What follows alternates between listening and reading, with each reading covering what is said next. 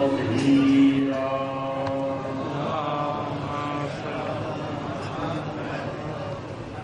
واللعنة الدائمة الباقية على أعدائهم أجمعين. أما بعد، فقد قال الله تبارك وتعالى في كتابه الكريم: بسم الله الرحمن الرحيم. أحسب الناس أن يتركوا أن يقولوا آمنا وهم لا يفتنون. صلوات الله.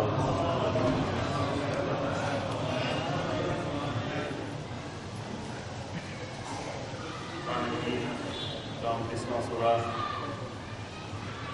سورہ عنکبوت کی یہ دوسری آیت کریمہ ہے. اس کی تلاوت کی سعادت حاصل کی.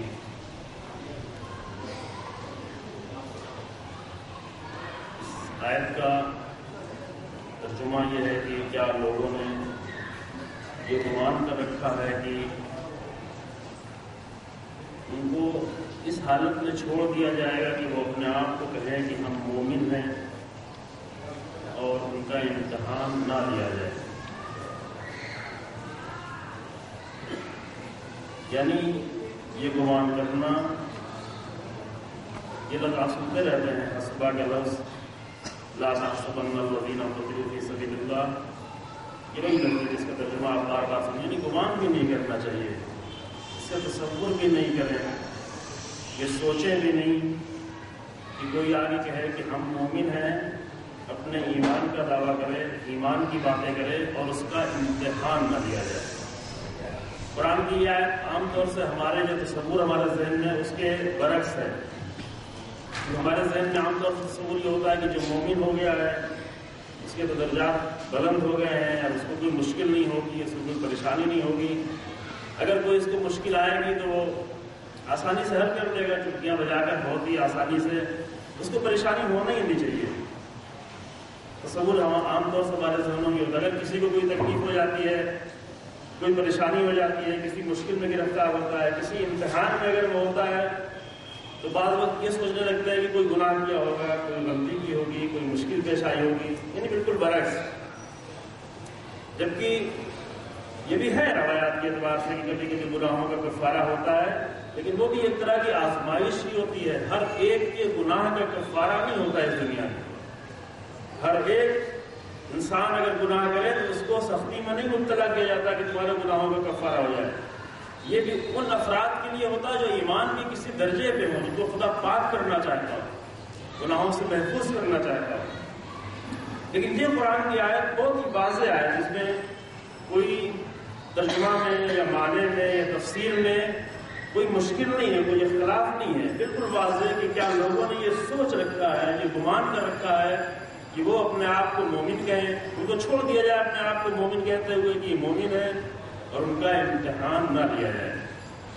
آج کی یہ پہلی مجلس ہے، اور ظاہر ہے کہ آپ کے لیے شاید میں بھی نیا ذاکر ہوں اور میرے لیے بالکل نیا مجموعہ ہے، کیونکہ اس علاقے میں کبھی مجلس پڑھنے کی توفیق نہیں ہوئی. خدا نہیں وہ توفیق نہیں تھی، گزرنا ادھر سے بہت ہوا. لیکن اور موضوع بھی ایک اگر تنہا مجلس ہوتی تو بہرحال ایک مجلس پڑھ دی جاتی، لیکن ایک تفصیلی ہے موضوع، گفتگو ہے، 10 دن کی گفتگو ہے، اور موضوع کا اعلان کیا گیا آپ کی خدمت میں.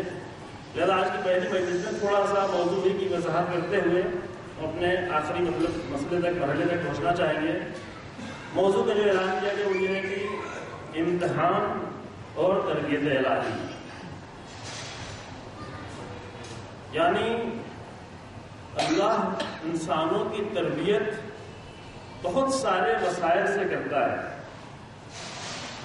اور مسلسل تربیت کرتا ہے اللہ. یعنی اصل تربیت کا کام ذات پروردگار ہے، وہ تربیت کر رہا ہے انسان کی.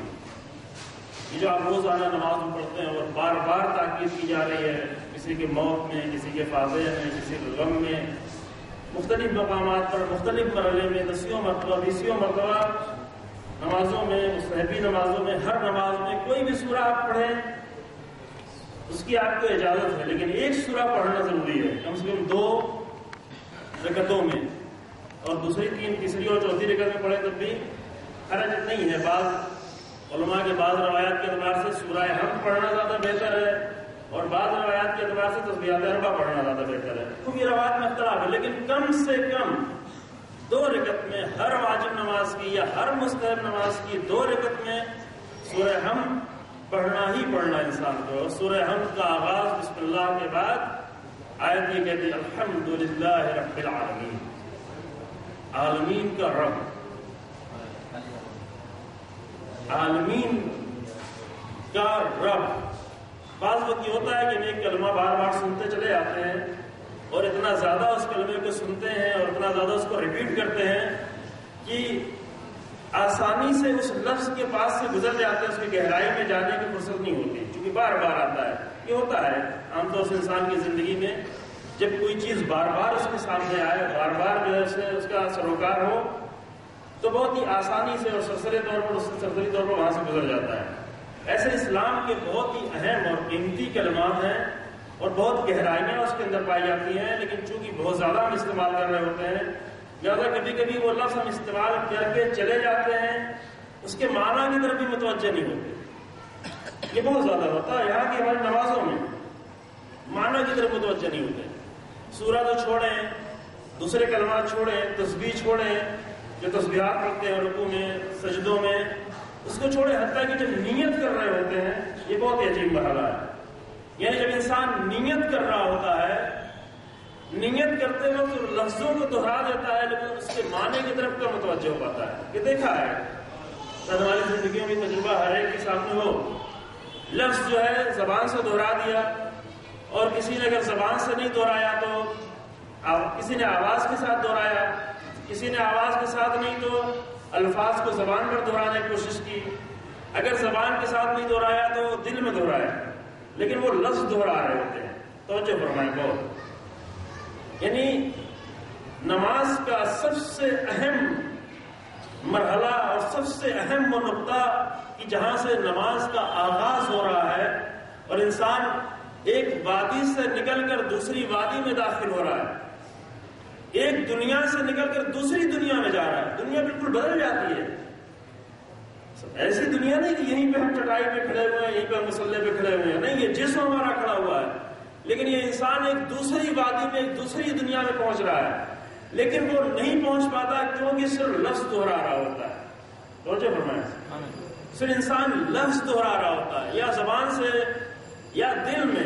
کہتے بھی ہیں آپ اس میں حج کرنے جائیں، نماز میں تو کوئی نہیں بتاتا لیکن حج کرنے جائیں تو بار بار جو کاروان والے ہوتے ہیں وہ بار بار کہہ رہے ہیں اس طرح سے نیت کرو، یہ لفظ دہراؤ، یہ لفظ دہراؤ. میقاتی سے یہ سلسلہ شروع ہو جاتا ہے اور وہی میقاتی سے لفظ دہرانا شروع کر دیتے ہیں.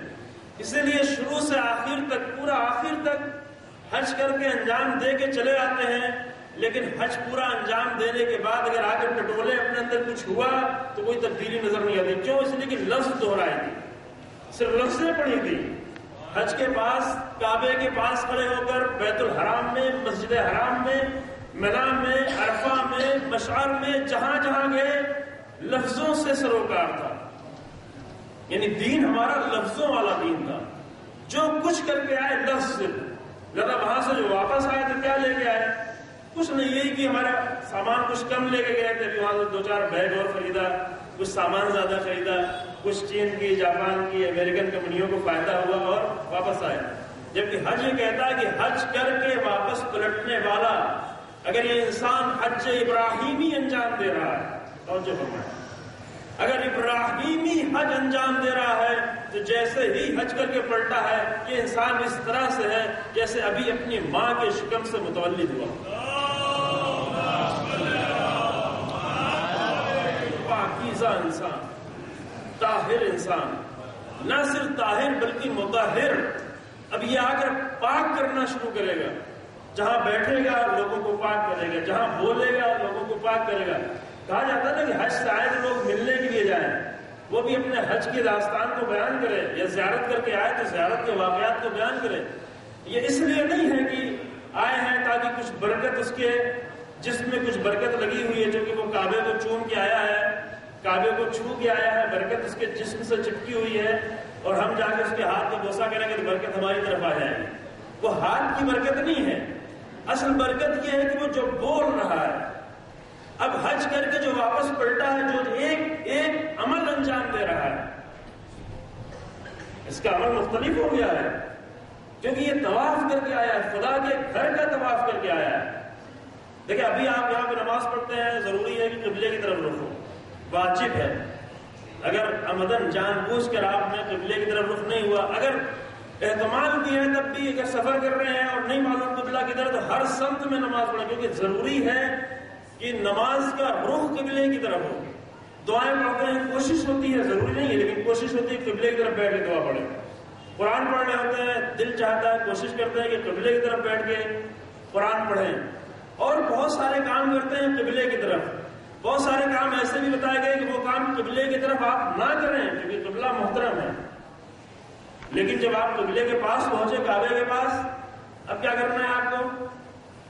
جب کعبے یعنی ساری منزلوں سے گزرتے ہوئے میقات سے آپ گزر کے آگے بڑھے، حرم میں داخل ہوئے، حرم سے اور آگے بڑھے، جا کر غسل کیا، آمادگی کی، تیاری کی، وہ سارے مراحل ہیں، حتیٰ کہ بیت الحرام میں داخل ہوئے، مسجد حرام میں داخل ہوئے، اور مسجد حرام سے داخل ہوتے اندر آ کر آپ پہنچ گئے کعبے کے پاس۔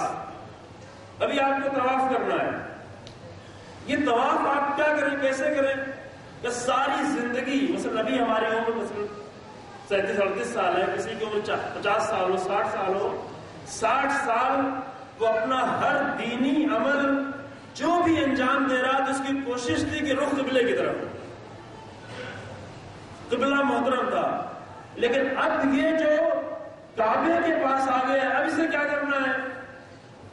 اب یہ طواف انجام دینا ہے، پہلا واجب عمل جو قبلے کعبے کے پاس جو انجام دینا ہے وہ طواف کرنا ہے۔ کہ یہ جو طواف کر رہا ہے انسان کیا کرنا ہے؟ کیا قبلے کی طرف رخ نہیں کرنا؟ قبلے کی طرف تم اپنا رخ بھی نہیں کرنا ہے نا۔ آپ میں سے اکثر حضرات حج کر کے آئے ہوں گے، خدا نے توفیق دی، خدا ہم سب کو جو جا چکے ہیں ان کو پھر دوبارہ توفیق دے کہ وہاں پر جائیں، چونکہ بہت عظیم فلسفہ حج کا ہے۔ روزانہ آپ ماہ رمضان میں بار بار دعا بھی کرتے ہیں، اللہم ارزقنا حج بیتک الحرام فی عام ھذا وفی کل عام۔ ہر مہینے، ہر سال میں، اس سال میں اور ہر سال میں اس حج کی توفیق دے، لیکن اس لیے نہیں کہ جا کر وہاں پر صرف دیکھ کے چلا آئے لفظیں ادا کر کے، وہاں پر ایک عظیم فلسفہ پوشیدہ ہے۔ اتنے سالوں تک ہماری ساری توجہ قبلے کی طرف تھی، قبلہ، پھر قبلہ اتنا زیادہ محترم ہوا کہ جو محترم نظر آیا اس کو بھی قبلہ کہنا شروع کر دیا، فلاں قبلہ، فلاں قبلہ، فلاں قبلہ، نہیں معلوم قبلہ ہے کہ نہیں لیکن کہنا شروع کر دیا۔ تو قبلے کی اہمیت تھی، لیکن آپ جب طواف کرنے کے لیے خود کعبے کے پاس پہنچے، آپ کی نظروں کے سامنے یہ قبلہ نظروں کے سامنے آ گیا، کعبہ نظروں کے سامنے آ گیا، اب آپ کو طواف کرنا کہا گیا، اس کی طرف رخ نہیں کرنا۔ بار بار سمجھاتے بھی ہیں، جو کاروان لوگ لے کے جاتے ہیں سمجھاتے بھی، دیکھو کعبے کی طرف رخ نہیں کرنا۔ مسجد الحرام میں داخل ہونے سے پہلے کاروان والے سمجھاتے ہیں، دیکھو طواف باطل ہو جائے گا، کعبے کی طرف رخ نہیں کرنا، کعبے کی طرف نہیں مڑنا، کعبے کو چومنا نہیں جا کر طواف کرنے کی صورت میں، صرف طواف کرنا، پورے طواف میں کعبے کی طرف تمہارا یہ بازو ہونا چاہیے، بایاں والا، یہی ہے نا، رخ کہیں اور ہو، کعبہ سائڈ میں ہو، کعبے کی طرف رخ بھی نہ ہونے پائے۔ یہ کیوں ہے؟ ابھی اتنے سال تو سب کچھ ہم کعبے کے لیے کر رہے تھے، ابھی کہا گیا کعبے کی طرف رخ بھی نہیں کرنا۔ ہاں سر، ایک جگہ پہ کہا گیا کہ وہاں پر جا کر اگر ممکن ہو سکے تو چوم لو، وہ ہے حجر اسود، اور یہ اس لیے نہیں ہے کہ وہ پتھر ہے اس لیے چوم لو، توجہ فرمائیں، یہ اس لیے بھی نہیں کہ پتھر آسمانوں سے آیا ہے، جنت سے آیا ہے، کہاں سے آیا، مختلف جو روایتیں ہیں، اس لیے چوم لو، نہیں، اس کا راز بتایا امام صادق علیہ السلام نے۔ میں اس پتھر کو اس لیے چومنا ہے کہ یہ چومنے کے لیے نہیں ہے کہ چومے تاکہ برکت ہمارے جسم میں منتقل ہو جائے، نہ، یہ اس لیے ہے کہ الحجر یمین اللہ، یہ پتھر نہیں ہے، اس کو پتھر سمجھ کے نہیں چومو، بلکہ یہ الحجر یمین اللہ، یہ اللہ کا داہنا ہاتھ ہے، توجہ فرمائیں، یہ پتھر نہیں ہے، یہ اللہ کا داہنا ہاتھ ہے، یمین اللہ، جہر انوار میں یہ روایت ہے، متعدد روایت ہے، ایک ہی روایت ہے متعدد، الحجر یمین اللہ، یہ داہنا ہاتھ ہے۔ کیا مطلب داہنا ہاتھ ہے؟ داہنا ہاتھ یہ کہ جو طواف شروع کرنے کے لیے جا رہے ہو، یہ طواف کا آغاز یہاں پر ہو کہ اس دائنے ہاتھ پر اپنے دائنے ہاتھ کو رکھ کر، یا وہاں تک ہاتھ جائے، اگر ہاتھ نہ بھی جائے تو دور سے، دیکھا ہے نا آپ نے جو کہے ہیں، دور سے اپنا ہاتھ اٹھاؤ وہاں، کیوں؟ یعنی یہ کہ اللہ کے ہاتھ پر ہم بیعت کر رہے ہیں، اور بیعت یہ ہے کہ اس لمحے کے بعد ہماری زندگی کا محور وہ اللہ کی ذات ہوگی۔ اس لیے اب کعبہ بھی چھوڑو، کعبہ کے پتھر کو بھی چھوڑو، اگرچہ یہ بہت محترم ہے کیونکہ اللہ کی طرف منسوب ہو گیا ہے، اگرچہ یہ بہت محترم ہے کیونکہ دو انبیاء کے ہاتھوں سے بنا ہوا ہے، اگرچہ یہ بہت محترم ہے اس لیے کہ کتنے نبیوں نے یہاں پر طواف کیا ہے، اگرچہ یہ بہت محترم ہے کیونکہ پیغمبر اکرم نے یہاں پر آ کر طواف کیا ہے، اگرچہ یہ بہت اہم ہے کیونکہ علی مرتضیٰ کی ذات نے یہاں پر آ کر طواف کیا ہے، یہاں پر امام حسن اسلام نے کتنے پیدل حج کیے ہیں، ائمہ نے کتنے حج کیے، یہ بہت محترم ہے، لیکن جہاں پر آ کر ادھر رخ بھی نہیں کرنا، ادھر رخ نہیں کرنا، طواف کی صورت میں تمہارے بائیں طرف ہوگی کعبہ، کیوں؟ اس لیے کہ یہاں آ کر تمہیں یہ بتایا جا رہا ہے کہ تم یہاں پر اس لیے آئے ہو کہ تمہارا رخ پتھر میں تم جا کے الجھ کے نہ رہ جاؤ، اگرچہ وہ کتنا ہی محترم ہو، تمہیں بلایا گیا ہے کہ یہاں تم بار بار طواف کرو تاکہ تمہاری زندگی کا محور اللہ کی ذات ہو جائے، یعنی کہ وہاں سے لفظیں ادا کر گیا، وہ توجہ فرمائیں گے۔ لیکن ہم کیا کرتے ہیں طواف کرنے میں، چونکہ تھوڑا سخت مرحلہ نا، ابھی شاید حج میں سب سے زیادہ سخت مرحلہ طواف ہی ہے، ابھی اور مرحلے آسان ہو گئے ہیں نا، ابھی جو ہے صحیح کرنا بھی کافی آسان ہو گیا، چونکہ 3 فلور اس کے ہو گئے، 3 منزلیں ہو گئی ہیں، ابھی اور بھی اس کو ایکسٹینڈ کرنا ہے، اس کے پیچھے 6 ہو جائیں گے، اتنا دھکا اب نہیں لگتا، آسانی سے انسان صحیح کر لیتا ہے، اگرچہ اس کے چند کلومیٹر کا سفر طے کرنا پڑتا ہے، اس اعتبار سے مشکل ہے، لیکن اسے دھکے نہیں لگتے، اس کی پسلیوں میں درد نہیں ہوتا، اس کے پیر نہیں چلتے، اس کے ہاتھ میں درد نہیں ہوتا، اور یہ جمرہ شیطان کو پتھر مارنا وہ بھی ابھی آسان ہو گیا، کافی آسان ہو گیا، وہ پہلے شیطان چھوٹا سا ہوا کرتا تھا، بڑی مشکل سے نشانے لگا کے تھک جاتے تھے، پتھر سے پتھر ٹکرا جاتا تھا، پتھر جا کے کسی کے سر میں پڑ جاتا تھا، وہ بیچارہ وہاں روتا تھا، چیختا تھا میرے سر میں کیوں پتھر مار رہے ہو، لیکن ابھی جو ہے شیطان بہت بڑا ہو گیا ہے،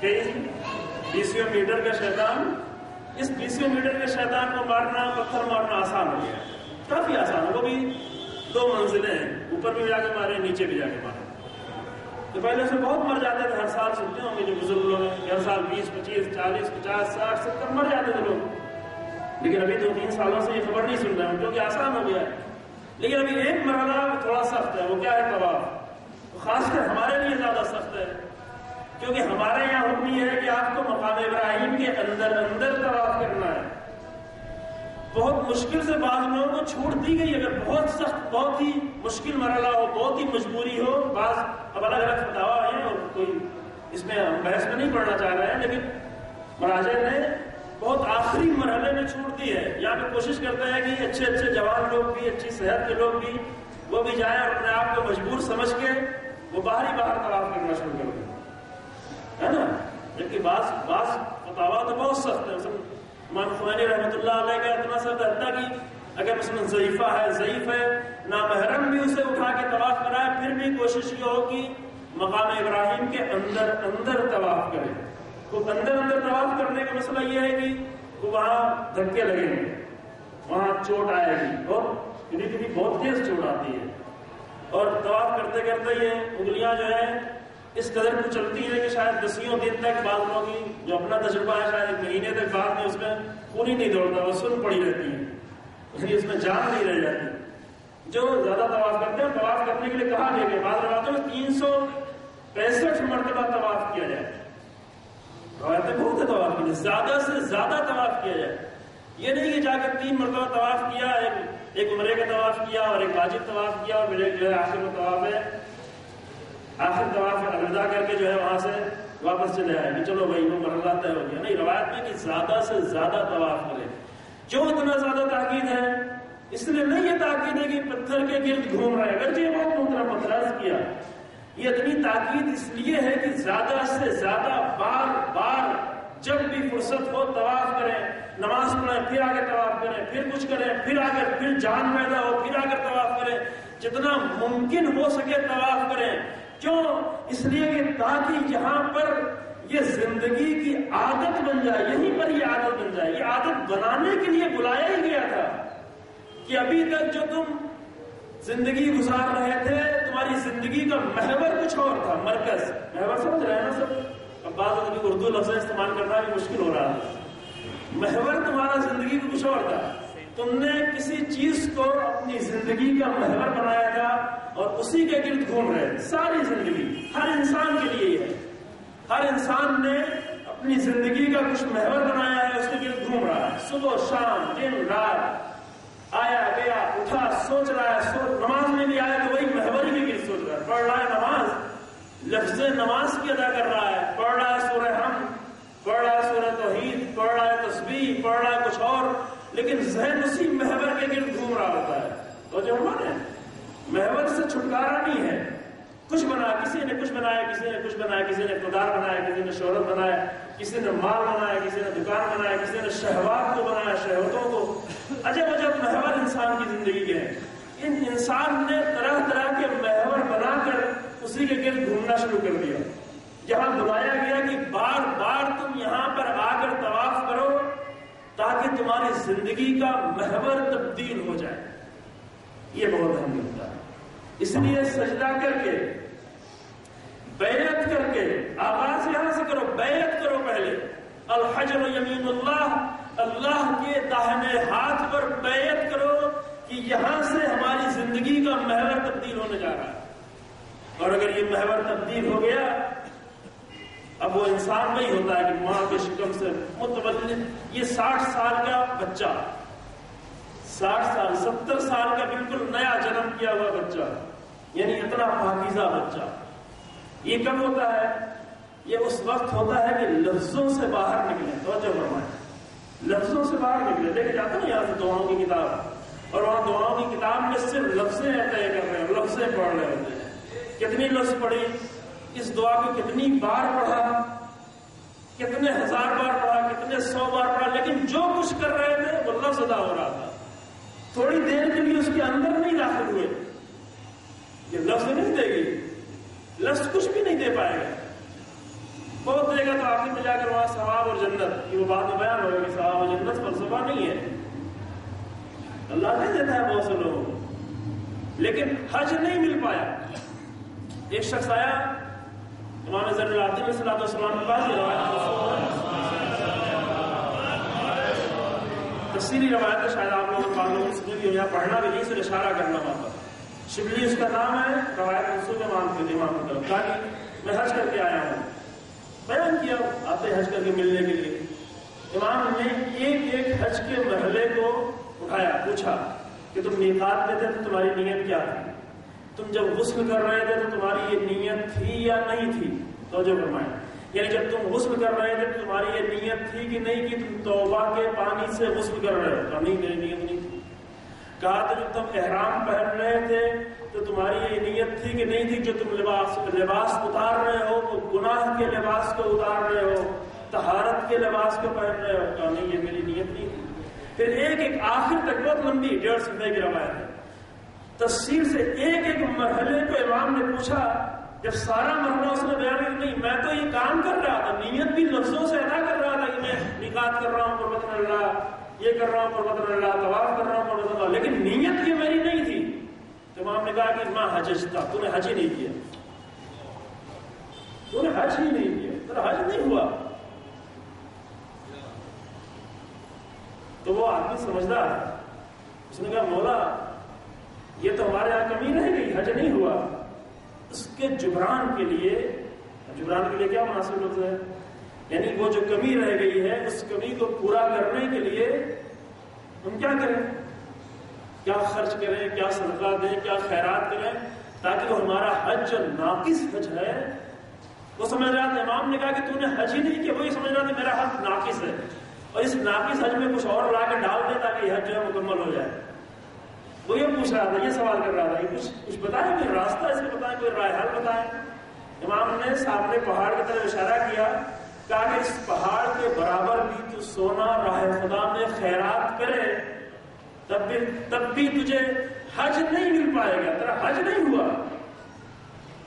اب یہ روایت پڑھیں، جو خاص کر جو حج کرنے جا رہا ہے وہ ضرور پڑھ کے جائیں.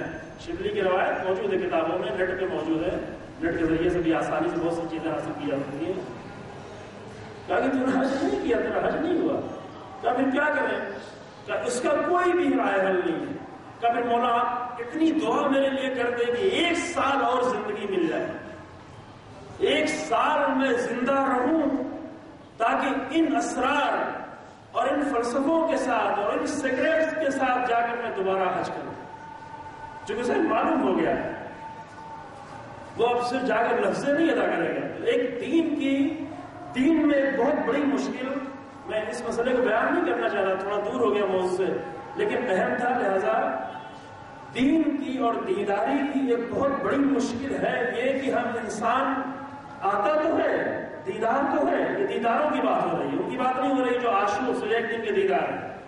یہ دیدار ہمارے سے بہت طرح کے ہیں نا. کچھ لوگ 10 دن کے دیدار ہوتے ہیں، کچھ لوگ 1 دن کے دیدار ہوتے ہیں، کچھ لوگ 1 مہینہ 10 دن کے دیدار ہوتے ہیں، 30 دن ماہ رمضان کے اور 10 دن محرم کے، الگ الگ طرح کے دیدار ہیں.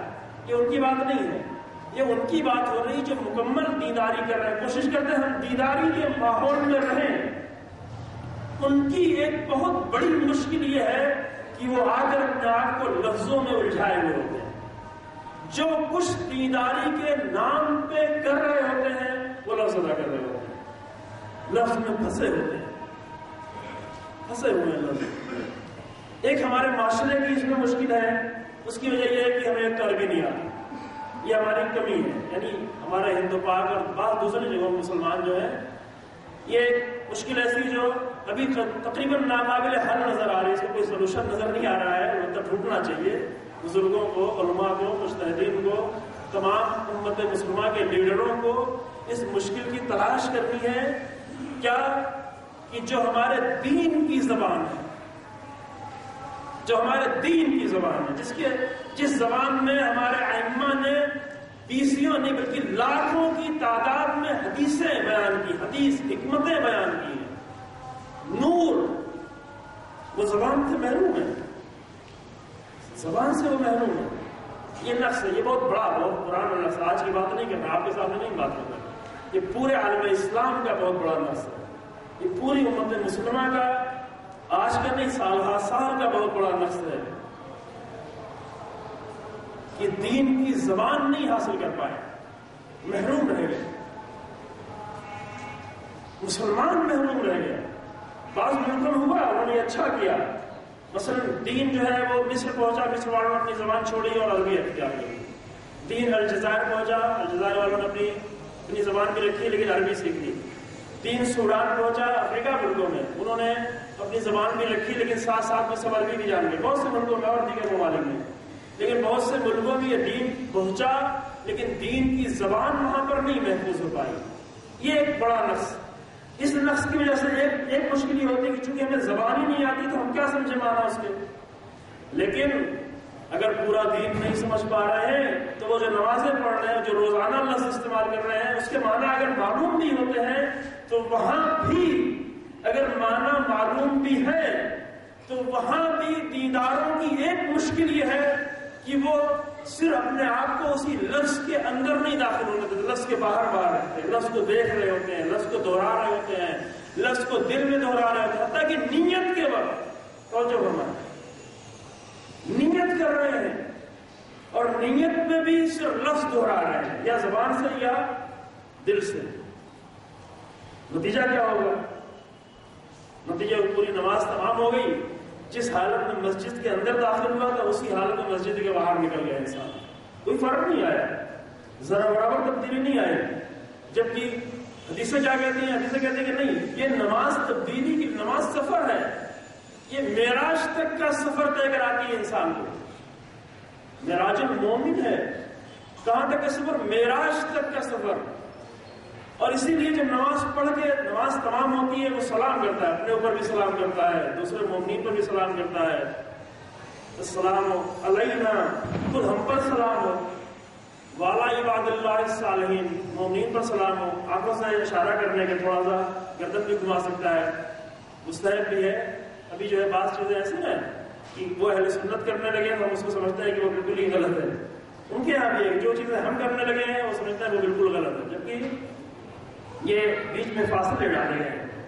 ہمارے یہاں بھی مستحب ہے کہ آنکھوں کے اشارے سے یا ذرا سا گردن کے اشارے سے دائنی طرف بائیں طرف دیکھے تو سلام کر رہا ہے مومنین کو. السلام علینا، خود ہم پر سلام، وعلی عباد اللہ الصالحین، تمام بندوں پر سلام. سلام ہی نہیں، سلام بھیجنے کے بعد پھر نماز تمام ہوئی، مصافحہ بھی کر رہا ہے. یہ مصافحہ کیوں کر رہے ہو؟ ابھی نماز مغرب پڑھی، مصافحہ کر، پھر تھوڑی دیر بعد پھر نماز عشاء پڑھی، پھر وہی بغل میں بیٹھا ہوا انسان پھر دوبارہ اسی سے مصافحہ کر رہا ہے. یہ عجیب نہیں ہے؟ آپ دو لوگ نکلے ہیں، مسجد سے باہر نکلے ہیں، یہاں سے مجھے سارے نام نہیں معلوم ہے، یہاں سے یہ چوک تک جائیں، حضرت عباس چوک ہے، کیا نام ہے، وہاں جائیں آپ پالا گلی کے کنارے تک، اور وہاں پھر کہیں السلام علیکم، پھر ہاتھ ملائیں. کبھی کیا ہے یہ کام؟ ابھی یہاں سلام کریں، یہاں گیٹ پہ کوئی آپ سے ملاقات ہو، وہاں سلام کریں، ہاتھ ملائیں. تھوڑی دور اور چلیں، جا کر وہاں پہ سلام کریں، پھر ہاتھ ملائیں. پھر اور آگے بڑھیں، کسی اور علاقے میں یہیں آس پاس کہیں اور جائیں، اسٹیشن تک مثلاً جائیں، اور وہاں پر پھر سلام کریں اور پھر ہاتھ ملائیں. تو وہ دیکھنے والا دیکھ کے حیرت سے دیکھے کہ تمہیں کیا ہو گیا، پہلے تو ٹھیک تھے، ابھی کیا تمہیں مشکل ہو گئی؟ گئے نا، تعجب ہوگا، یہ کیا بات ہے؟ ابھی سلام کیا، پھر ہاتھ ملایا، پھر سلام کیا، پھر سلام کیا، پھر ہاتھ، ساتھ ہی ساتھ تو چل رہے ہیں، سلام کیا بار بار. لیکن نماز میں کرتے ہیں یہی کام. نماز مغرب پڑھتے ہیں، وہاں بھی سلام کرتے ہیں، خود پر بھی سلام کرتے ہیں، خود پر بھی سلام، بندوں پر بھی سلام، مسافر بھی کر رہے ہیں. جو اس لیے کہ سفر طے کر کے آئے ہیں، وہ بھی تھوڑا سا سفر نہیں، بہت بڑا سفر طے کر کے آئے ہیں، بہت عظیم سفر طے کر کے آئے ہیں. اب جو ہم پہلے تھے وہ نہیں ہے. اگر نماز کے کسی ایک نقطے کی طرف بھی انسان متوجہ ہو، بہت عظیم کلمات ہے. یہاں پہ موضوع ہمارا نماز نہیں کہ نماز کے سگریٹ پر ہم گفتگو کریں اس کے فلسفے پر. کسی ایک نقطے کی طرف انسان متوجہ ہو، وہ ہر نقطہ اس کو سفر کرا دیتا ہے.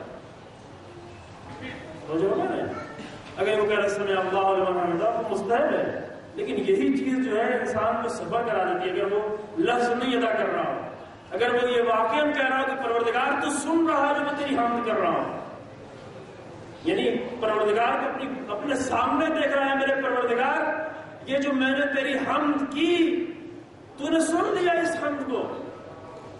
یعنی یہ سفر طے کر لیا انسان نے. کہاں تک کا سفر؟ ذات پروردگار تک کا سفر. جا کے بات کر کے آیا ہے، سفر طے کیا ہے. لہٰذا یہ انسان اب اس لائق ہو گیا ہے کہ سلام بھی کیا جائے، سلام خود اپنے آپ پر بھی کرے، مصافحہ بھی کرے، تو بہت کچھ کر کے آیا ہے یہ انسان.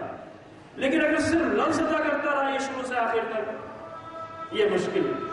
اگر اس مجلس میں اسی ایک مشکل کی طرف توجہ ہو جائے گا کہ میرا بالکل ارادہ نہیں تھا یہ بیان کرنے کا، کل سے گفتگو وہی جاری رہے گی.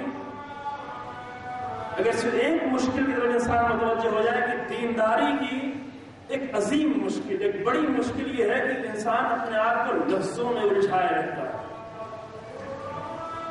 جہاں تک حتیٰ کی نیت کرتے وقت، یہ 3 بار بھی، تیسری بار جملہ کر رہا ہوں، چوتھی بار، حتیٰ کی نیت کرتے وقت لفظ میں پڑا رہتا ہے. کیونکہ نیت لفظ کا نام نہیں ہے، نیت ارادے کو کہتے ہیں.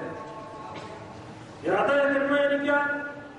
مثلا یہ مجلس پڑھ رہا ہوں، یہ بغیر ارادے کے تو نہیں پڑھ رہا ہوں. بغیر ارادے کے بول سکتا ہوں؟ نہیں بول سکتا انسان. آپ کے سامنے ایک گلاس پانی رکھا ہوا ہے، آپ اٹھا کے اس پانی کو پیئیں تو کیا آپ نے بغیر ارادے کے پانی پیا؟ یعنی ممکن ہے کہ بغیر ارادہ کیے ہوئے پانی پی لیں؟ نہیں پی سکتے. ہاں یہ اور بات ہے کہ آپ سو رہے ہیں، کوئی لا کے آپ کے منہ میں پانی ڈال دے، بعد میں گھبراہ کے پریشان ہو کے اٹھ جائیں اور پتہ نہیں کیا حالت ہے اس کے بعد، زندہ بچے کہ نہ بچے، یہ ہو سکتا ہے. لیکن اگر خود آپ پانی پیئیں گے تو بغیر ارادے کے پانی نہیں پئیں گے. یہی جو پانی پینے کے لیے آپ ارادہ کر رہے ہیں یہی نیت ہے. نیت اسی کو کہتے ہیں. یعنی بغیر ارادے کے پانی نہیں پیا. البتہ یہ نیت صرف پانی پینے کی تھی، لیکن نماز میں جو نیت کرنی ایک عظیم نیت کرنی. وہ کیا کہ پروردگار یہ جو تیری بارگاہ میں حاضر ہوا ہوں وہ تیرے لیے حاضر ہے. یہ بڑی نیت کہتے ہیں نا، عربی میں کہتے ہیں قربت اللہ، لیکن اسے اپنی زبان میں سوچنا وہ زیادہ بہتر ہے. زبان کہنا ہو عربی میں کہے، یعنی اصل نیت یہ پروردگار تیرے لیے تیری بارگاہ میں حاضر ہوا ہوں. قربت اللہ تیرے لیے یہ سجدہ، یہ رکوع، یہ نماز. ان صلاتی و نسکی و محیای و مماتی للہ رب العالمین. یہ سلیقہ سکھایا گیا انسان کو کہ تمہاری زبان یہ زبان ہو جائے، میری نماز، میرے تمام اعمال یا تمام قربانیاں، تمام اعمال، حتیٰ کہ میری زندگی، میری موت، یہ سب کیا ہے؟ للہ رب العالمین. یہ سب عالمین کے رب کے لیے، عالمین کے پروردگار کے لیے، رب کے لیے. وہ جو تربیت کر رہا ہے. بات یہیں سے شروع ہوئی تھی جتنی دور تک گئی کہ ہر نماز میں ہم ایک کلمہ ضرور کہتے ہیں بار بار، الحمدللہ رب العالمین، الحمدللہ رب العالمین. کتنی بار تکرار کرتے ہیں. یوں بھی کہا گیا ہے کہ اپنے آپ کو اس محور میں باقی رہنے کے لیے، اللہ کے محور میں باقی رکھنے کے لیے جگہ جگہ پر کلمات استعمال کریں. جب کسی نعمت کو دیکھیں، جب کسی اچھائی کو دیکھیں، جب کسی امتحان کو دیکھیں، جب کسی ظاہری نعمت کو دیکھیں، جب کسی باطنی نعمت کو دیکھیں، ان کلمات کا استعمال کریں. کبھی کہیں سبحان اللہ، کبھی کہیں الحمدللہ، کبھی کہیں لا الہ الا اللہ، تاکہ انسان نہ یہ بھی صرف لفظ نہیں ادا کریں. ابھی عرب میں جائیں آپ، عرب ممالک میں، وہاں پہ گناہ بھی کر رہے ہوتے ہیں، یعنی سخت گناہ، اور اس گناہ کے چونکہ عادت ہو چکی ہے لفظ دہرانے کی، وہ عربی جانتے بھی ہیں، عربی کے معنی بھی سمجھتے ہیں، لیکن گناہ کرتے وقت یہ لفظ الحمدللہ رب العالمین. یعنی کسی کے مال کو لوٹا کہ الحمدللہ رب العالمین، بڑا مال مجھے مل گیا، ہے نا. چونکہ لفظ دہرانا عادت ہو چکی ہے. واقعی یہ صحیح ہے. وہ میں جا کے دیکھیں، یہ نہیں اس لیے نہیں کہا گیا کہ لفظ کو دہراتے رہے نا. اپنے آپ کو محور پروردگار میں رکھنے کے لیے رابطہ رکھیں. ان کلمات کی بہت تاثیر ہے انسان کی زندگی میں. یہ ادھر ادھر بھاگتے ہیں تعویذوں کے لیے، یہ جاؤ، وہ کرو، یہ کرو، یہ نہیں. ان کلمات سے اگر انسان رابطہ رکھے تو اس کی بہت تاثیر ہے. اور کسی قسم کا شیطان انسان کی زندگی میں داخل ہی نہیں ہو پائے گا کہ پھر کسی اور شیطان کے پیچھے بھاگنا پڑے گا تو میری مشکل کو حل کرو. یہ نہیں کرنا پڑے گا، واقعی نہیں کرنا پڑے گا. رابطہ رکھنے کے لیے کہا گیا. ایک کلمہ جو اتنا زیادہ استعمال کرتے ہیں، کسی ایک کلمے کی طرف متوجہ ہے، الحمدللہ، تربیت کرنے والا، تدبیر کرنے والا. ابھی جب تربیت کا لفظ آتا ہے تو فوراً ذہن جاتا ہے کس کا؟ بچوں کا ذہن جاتا ہے ماں باپ کی طرف. ماں باپ کا ذہن جاتا ہے فوراً بچوں کی طرف. یہ بھی ایک مصیبت ہے. یعنی اگر گفتگو ہو رہی ہے تربیت پہ، مجلس پڑھی جا رہی ہے تربیت پہ، اگر بوڑھا کوئی بیٹھا ہوا ہے تو وہ اس نیت سے سن رہا ہے کہ چلو سنو، شاید کوئی مفید چیز مل جائے اپنے بچے کی تربیت کے لیے. ہے نا؟ ایسا ہوتا ہے نا. کیونکہ تربیت کا لفظ جو ہے چپکا دیا گیا کس کے ساتھ؟ بچوں کے ساتھ. تربیت بچوں کی ہونا، تربیت اولاد. موضوع کیا ہے؟ تربیت اولاد. یہاں تربیت اولاد موضوع نہیں ہے. یہاں پر جو گفتگو ہوگی وہ تربیت اولاد موضوع نہیں ہے. یہاں پر پورے انسان کی تربیت کی بات ہے. اور اولاد سے کہیں زیادہ انسان کو تربیت کی ضرورت ہے. توجہ فرمائیں. ہم جیسے انسان کو، ہم جیسے ناقص انسانوں کو، ابھی بعد میں گفتگو ہوگی تربیت کے معنی ہی کیا ہے، کیا تربیت ہے. کہ کیوں قرآن میں 1000 گن رہا تھا، گن نہیں پا رہا تھا، بڑی مشکل سے گننے کی کوشش کی، اس میں بھی شاید یقینی نہ ہو. 1000 سے زیادہ، 1060 تھا یا اس کے کل میں تعداد بتانے کی کوشش کروں گا. 1000 سے زیادہ مرتبہ قرآن میں رب کا لفظ استعمال ہو مختلف طریقے سے. رب یہ لفظ سنتے ہیں نا، بہت بار بار سنتے ہیں نا. روایتوں میں بھی ہے کہ اگر کوئی 10 مرتبہ کہ یا رب یا رب یا رب، 10 مرتبہ اگر کسی نے یا رب کہہ کر پکارا اللہ کو تو ادھر سے فوراً آواز آتی، کیا بات ہے، تو کیا پوچھتا ہے، تیرا مسئلہ کیا ہے، بتا جلدی سے، کیا تو چاہتا ہے؟ صرف 2 کلمے کے لیے ہے، ایک اللہ یا اللہ، 10 مرتبہ یا اللہ اگر کوئی کہہ رہا ہو، اگر 10 مرتبہ یا رب کر، لیکن لفظ نہیں، واقعاً اللہ کو پکار رہا ہو، اس مشکل سے نکالیں اپنے آپ کو۔ لفظ کے زندان گرفتار ہے، یعنی ہماری دیداری لفظ کے زندان میں گرفتار ہو گئی ہے۔ اس زندان سے اگر اپنے آپ کو نکالیں تو دین بہت مزیدار لگے گا۔ ابھی دین بہت تھکا دیتا ہے ہمیں، ابھی ہم آ کے نمازیں پڑھتے ہیں، تھوڑا زیادہ ہو گئے تھک جائیں گے، اگر دعا پڑھتے ہیں تھوڑی زیادہ، یہ دعا تھوڑا بڑھ گئی تھک جائیں گے، تھوڑا اعمال میں مولانا نے اگر زیادتی کر دی تھک جائیں گے، تھک جاتے ہیں نا، شب قدر میں تھوڑا زیادہ ہو گیا تھکے ہوں گے۔ کیوں تھکے ہوں گے؟ اس لیے کہ لفظوں کے پیچھے پڑے ہوئے ہیں، لفظ تھکا دے گا انسان، لفظوں میں پڑا ہوا انسان تھک جائے گا، لیکن اس لفظوں کے زندان سے تھوڑی دیر کے لیے اپنے آپ کو باہر نکال کے ایک مرتبہ پکاریں، یا رب، لفظ نہیں رب کو پکاریں۔ دیکھیں اس پکارنے میں کتنی لذت ہے اور اس پکارنے کا اثر کتنا ہے، یہ بھی دیکھیں کتنا اثر ہے۔ پھر نہیں بھاگنا پڑے گا، واقعا نہیں ادھر ادھر بھاگنا پڑے گا پروفیشنل لوگوں کے پاس جو دین کو دھندا بنائے ہوئے ہیں، ان کے پاس نہیں بھاگنا پڑے گا، تو پکار کے دیتے ہیں۔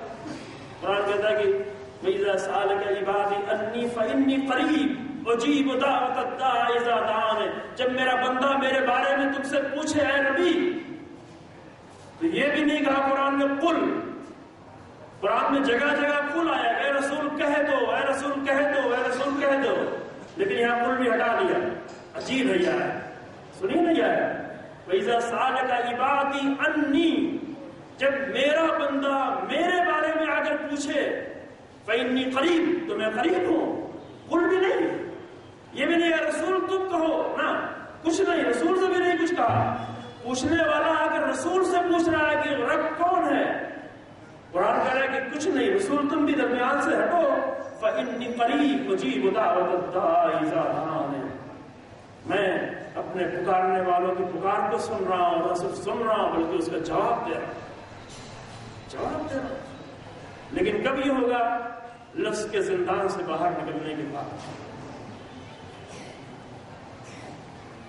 رب العالمین، رب العالمین، 1000 سے زیادہ مرتبہ اللہ کی تربیت، الہی تربیت، تربیت کرنے والی ذات خدا، تدبیر کرنے والی ذات خدا۔ اب ہمیں یہ بات کی مجلسوں میں دیکھنا کس طرح تدبیر ہو رہی ہے اور کس طرح تربیت ہو رہی ہے خدا کی طرف سے، کیسی تربیت ہو رہی ہے۔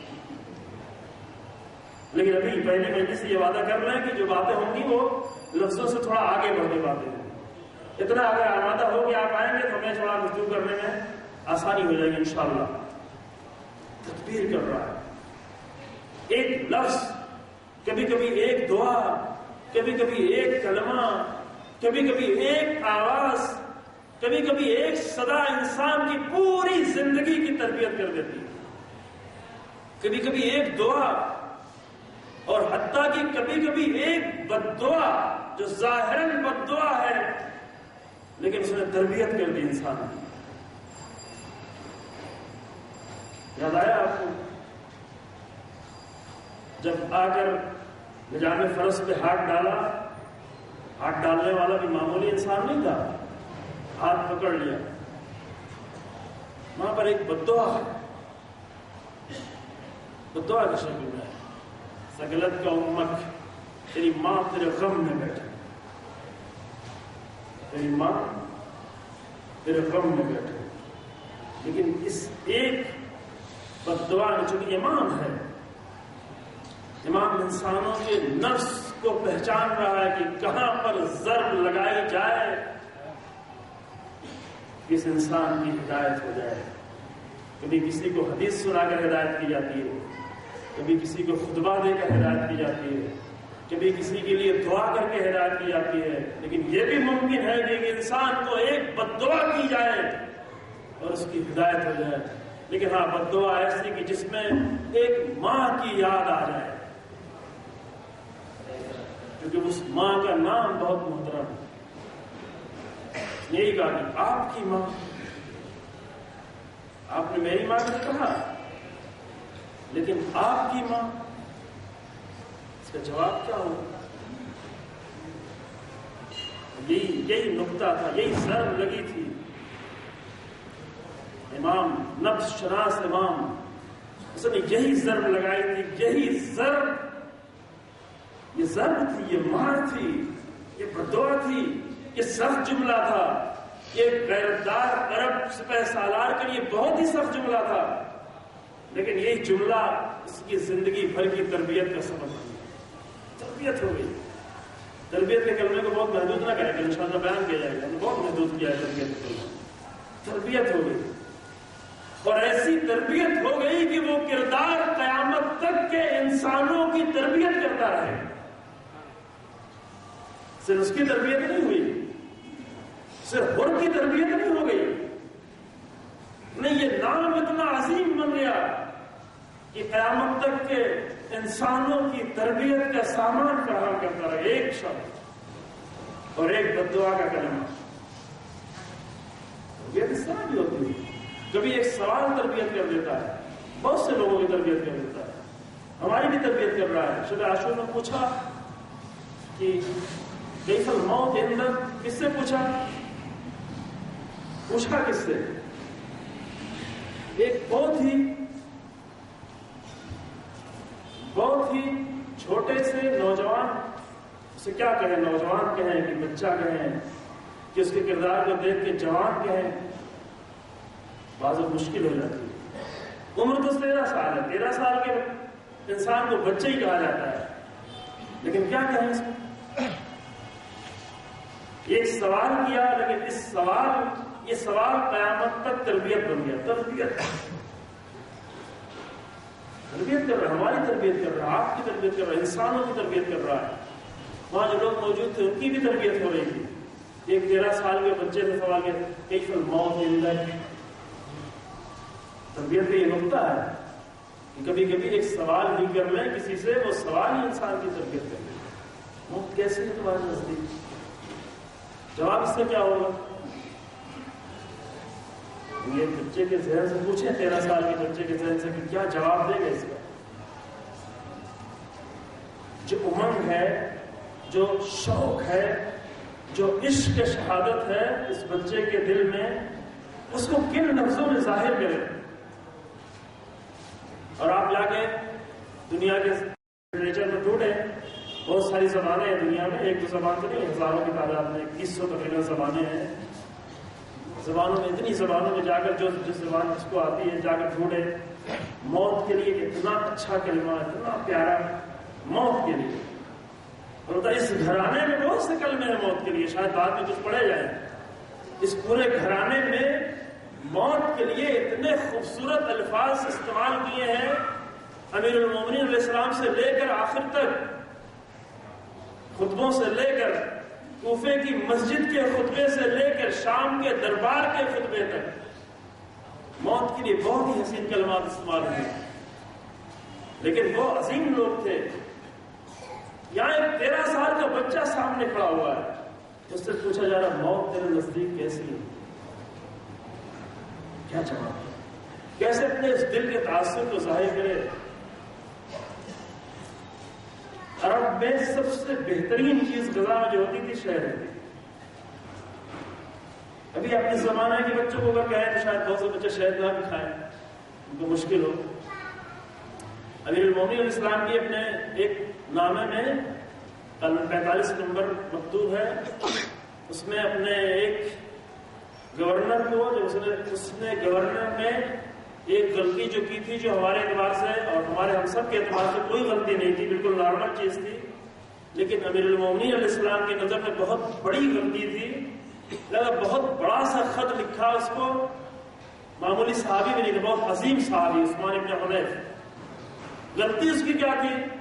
غلطی صرف یہ تھی کہ ایک ایسی دعوت میں بلایا گیا تھا، ایک ایسی دعوت میں شرکت کی تھی جس میں صرف اور صرف امیروں کو بلایا گیا، جیسے ہوتی تھی پارٹیاں، اپنے بعد عزیزوں کو بھی نہیں بلایا تھا کیونکہ اس کے پاس ٹائی اچھی نہیں ہوگی، اس کا کوٹ اچھا نہیں ہوگا، اس کا بال اچھا نہیں ہوگا، اس کی جو ہے وہ اچھے سچ کے نہیں آئے گا، نہیں بلایا جاتا نا. آپ دیکھتے ہیں بڑے شہروں میں تو زیادہ سب دیکھنے کو آتا ہے کہ اپنے قریبی لوگوں کو بعض وقت نہیں بلایا جاتا، بعض پارٹی میں بعض جگہوں پر، کہ وہ اس پارٹی کے اسٹینڈرڈ کا نہیں ہے، اسٹینڈرڈ کا نظر نہیں بلایا جاتا.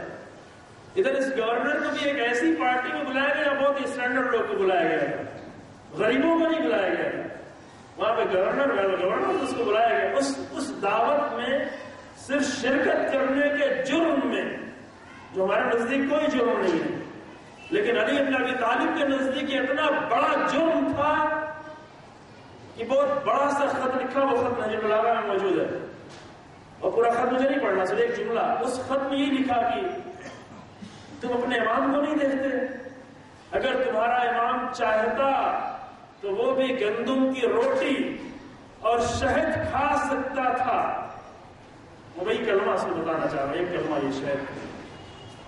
یہ اس لیے بتانا چاہ رہا ہوں تاکہ یہ سمجھیں کہ اس زمانے میں سب سے بہترین غذا یہی تھی. اگر تمہارا امام چاہتا تو وہ بھی گندم کی روٹی اور شہد سے کھانا کھا سکتا تھا. یہ بچہ، شاید اس بچے کے ذہن میں دادا کے یہ کلمات رہے ہیں. پوچھا گیا کیف الموت عندک، جواب دے احلا من العسل، شہد سے بھی زیادہ شیریں. یہ تربیت ہے. ایک 13 سال کے بچے کے یہ کلمات قیامت تک کے پاکیزہ جوان مجاہدوں کو تربیت کرتے رہیں گے کہ موت ان کے نزدیک شہد سے بھی زیادہ شیریں ہے. پاکیزہ اسلامی مجاہدوں، طالبانی مجاہدوں کی بات نہیں ہو رہی ہے. اسلامی مقاصد کے لیے اپنی جان دینے کے لیے آئے ہیں. ان کا نمونہ عمل یہی 13 سال کا بچہ ہے، اگر موت میرے نزدیک شہد سے زیادہ شیریں. تربیت یہ ہوتی ہے. پھر بتا دیا، سن لیا تو بتایا کہ بیٹا ہاں تمہارا نام ہے نام اعمال میں، لیکن ایک بہت سخت منزل سے گزرنے کے بعد مقتل نہیں کرنا. بیٹا تمہارا نام ہے نام ہے شہادت میں، محضر شہادت میں، لیکن ایک بہت سخت منزل سے گزرنے کے بعد. وہ سخت منزل حسین بن علی کو معلوم ہے. ایک دن مسائل وہاں ہوتے ہیں. وہ سخت منزل کیا ہے وہ حسین کو معلوم ہے. ابھی جناب قاسم کو نہیں معلوم وہ سخت منزل کیا ہے. اور اسی سخت منزل کا تصور تھا جو حسین بن علی کو بار بار پڑھتا تھا. جب بھی بچہ آیا چچا جان مجھے جانا ہے، رک. اور آخر میں جب آخر میں آیا لینے کے لیے اجازت کی اب جانا ہی ہے، شاید اس سے پہلے ایک مرتبہ اجازت مل چکی تھی کیونکہ بیویوں سے رخصت ہو کے آ چکے تھے، اور آ کے چاہا کہ رخصت ہوں. چند کلمے مسائل کی صرف آپ کی خدمت میں ہو، چاہا کہ رخصت ہوں. اور اس میں بھی تربیت کے نقطے ہیں. جو مقتل کی لفظیں یہ ہیں کہ وہاں پر بھی امام صلی اللہ علیہ وسلم نے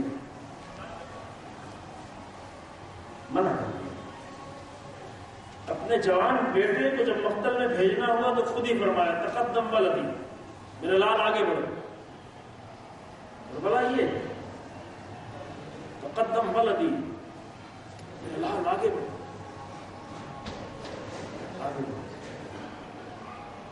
ہاں یہ اور بات بھی کی بیٹے کی حیثیت سے کہا کہ بیٹا آگے بڑھو، لیکن جب جانے لگا تو ایک دوسری حیثیت بھی تھی، وہ شبیہ رسول کی تھی. جانے لگے تو ہاتھوں کو آسمان کی طرف بڑھا، اللہم اشہد اللہ ہؤلاء القوم فقد برز الیہم اشبہ الناس خلقا وخلقا ومنطقا برسولک ولما اشتقنا بزیارت رسولک نظرنا الیک. یہ دوسری منزل تھی، یہاں پہ گریا کیا. لیکن یہ بچہ جو 13 سال کا سامنے آیا ہے، چچا جان مجھے جانے کی اجازت دے، مقتل میں جانے کی اجازت دے، اس کو ہم آپ سمجھ نہیں سکتے عزیزو. یہ بچہ کون سا بچہ ہے، اس لیے نہیں سمجھتے، اور اس لیے کبھی بھی نہیں سمجھ سکتے کیونکہ اس بلندی پر نہیں جا سکتے، ہمارا ذہن نہیں جا سکتا. امام حسین علیہ السلام جانتے ہیں کہ یہ بچہ وہ ہے کہ 2.5 سال اور 3 سال کی عمر میں یتیم ہو گیا ہے، یتیم ہو چکا ہے. ایک بچہ جو 3 سال کی عمر میں یتیم ہو گیا ہے اب اسے حسین ابن علی کس طرح سے پالیں گے، کس طرح اس کی تربیت کریں گے، کس طرح اسے بڑھائیں گے، کس طرح اپنی محبت کا اظہار کریں گے اس کے ساتھ، اس کا اندازہ ہمیں نہیں ہو سکتا، کیونکہ ہم ہیں نہیں اس مقام پر، ہم سمجھ ہی نہیں سکتے، ہم اس کا احساس ہی نہیں کر سکتے کہ ایک یتیم کے ساتھ حسین ابن علی کا کردار کیا ہے، نہیں سمجھ سکتے۔ چونکہ امام علی علیہ السلام اگر ایک یتیم کے پاس سے گزرتے تھے، اس کے منہ پر، اس کے چہرے پر اگر ہلکی سی بھی غم کا اس کے چہرے پر اظہار ہوتا تھا، وہاں پر ٹھہر جاتے تھے اور اس وقت تک وہاں سے نہیں گزرتے تھے جب تک اس کے چہروں پر مسکراہٹ نہ دیکھ لیں، چاہے کسی کا بھی یتیم بچہ ہو۔ اور یہ امام حسن کا یتیم بچہ، اس کو حسین ابن علی نے کس طرح پالا ہے، یہ تو ہم نہیں سمجھ سکتے، لیکن ہاں اتنا ضرور کہہ سکتے ہیں کہ امام حسن علیہ السلام کی شہادت کے بعد حسین ابن علی کو علی اکبر کی کم فکر ہے، قاسم کی زیادہ فکر ہے، کیونکہ یہ بچہ یتیم ہو چکا ہے۔ اتنا علی اکبر کی طرف بھی توجہ نہیں ہے جتنا جناب قاسم کی طرف توجہ ہے، یہ بچہ یتیم ہو چکا ہے، یہ بچہ یتیم ہو چکا ہے۔ بار بار سینے سے لگاتے ہیں، جب بھی گھر سے باہر جاتے ہیں، جب بھی گھر کے باہر آتے ہیں، جب بھی کہیں دیکھتے ہیں، قدم قدم پر سینے سے لگاتے ہیں، پیار کرتے ہیں کہ یہ میرا لال، اس کو ایک لمحے کے لیے بھی یتیمی کا احساس نہ ہونے پائے۔ اور جب یہ رابطہ اتنا زیادہ گہرا ہو چکا ہے، اس بچے نے آ کر ہاتھوں کو جوڑا، مولا چچا جان اب مجھے مقتل میں جانے کی اجازت دے دے۔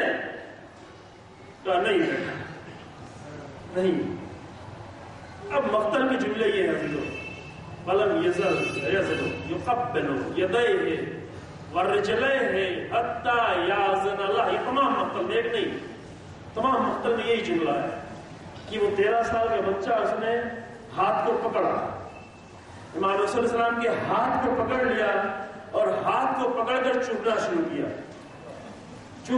کیا۔ لیکن ایک چیز کو آپ دیکھتے ہیں، جن کے بچے ہیں وہ اچھی طرح سمجھتے ہیں، چھوٹے بچے بھی سمجھتے ہوں گے، جب بچوں کو کسی دل کی بہت زیادہ تمنا ہوتی ہے، بہت زیادہ شوق ہوتا ہے اور کسی طرح اس کو چھوڑنے کے لیے تیار نہیں ہوتے، اپنے ماں باپ کو ضد کر کے مجبور کر دیتے ہیں، اتنا زیادہ ضد کرتے ہیں کہ ماں باپ مجبور ہو جاتے ہیں۔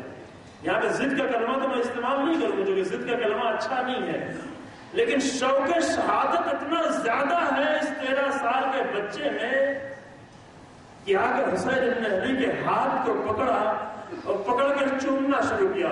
ہاتھ کو چومتے چومتے رجلے قدموں پہ گر گئے اور قدموں کو چومنا شروع کیا، یہاں تک کہ چومتے چومتے حسین ابن علی مجبور ہو گئے اپنے بچے کو مقتل میں جانے کی اجازت، حتی یاذن اللہ، یہاں تک کہ مقتل میں جانے کی اجازت دے دی۔ لیکن کس طرح دی؟ جیسے کہا جاؤ بیٹا، ایسے ہی کہنے کے بعد اس بچے کو بھی اندازہ ہے کہ میرا چچا مجھے کتنا چاہتا ہے، اور جناب امام حسین کو بھی معلوم ہے کہ میں اپنے اس بچے کو کتنا چاہتا ہوں، اس لیے صرف امام حسین نہیں، دوسری جگہوں پر صرف حسین ابن علی نے گریہ کیا ہے، لیکن یہاں پر دونوں نے ایک دوسرے کے گلے میں اور سینے میں ہاتھ ڈالا اور رونا شروع کیا۔ روتے روتے اتنا روئے کہ روایتیں بتاتی کہ دونوں لشکا کر زمین پہ گر پڑے۔ یہ عجیب ہے، تو اس کا اندازہ نہیں ہو سکتا کہ کتنا روئے، کیسے روئے کہ روتے روتے دونوں زمین پہ گرے۔ اب کیسے گشت افاقہ ہوئے نہیں معلوم، لیکن جب گشت افاقہ ہو گیا اور ایک مرتبہ مقتل کی طرف روانہ کیا، اب اس کے بعد پورا مسائل نہیں پڑھ سکتا، صرف آخری جملہ پڑھنا چاہتا ہوں کہ مقتل کی طرف روانہ کیا، جانے کے بعد ایک تھوڑی دیر بعد ایک آواز جو بلند ہوئی، اے میرے چچا جہاں،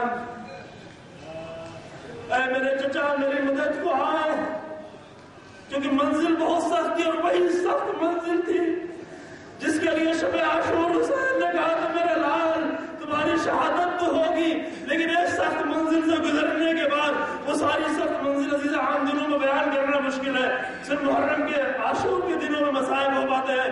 وہ سخت منزل اتنی تھی کہ ایک 13 سال کے نازک بچے کے جسم پر گھوڑوں کے ٹاپوں کے باہر اور یہ بچہ پکارتا ہے چچا جان، چچا جان۔ جب حسین ابن علی اپنے بچے کے پاس پہنچے، آواز دی، اے میرے لال تیرے چچا پر یہ بہت سخت ہے کہ تو مجھے بلاتا رہا لیکن تیری مدد کو نہ آیا، اور مدد کو آیا بھی تو تیرے لیے کچھ نہ کر سکا۔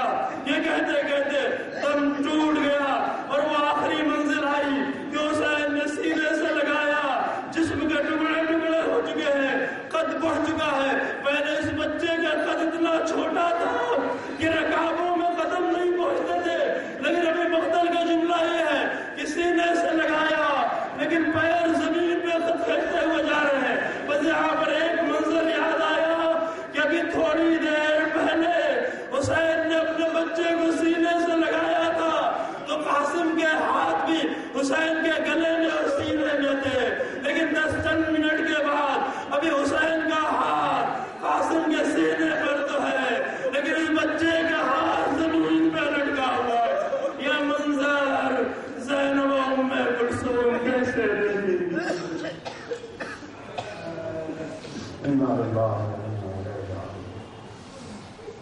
فعلا وضمير وغير من قلبه ربنا تقبل منا انك انت السميع العليم بحق رضي الله عنه مختصر في اعمال قبول فرما رضي الله عنه اس ان ایام میں محترم ایام میں حضرات اسلامی جاری کرنے کی توفیق عطا فرما رضی اللہ دنیا بھر میں جو مومنین مسلمان پریشانیوں ان کی پریشانیوں کو دور فرما امت مسلموں میں ظالموں کو سایہ اور ساتھ نجات دے رضی اللہ مراجع کرام علماء کرام اہل انقلاب کا سایہ ہمارے سروں میں دراز فرما ہم زمانہ کے قبول میں معجیل فرما ہم ان کا عوام انصار میں شمار ربنا تقبل منا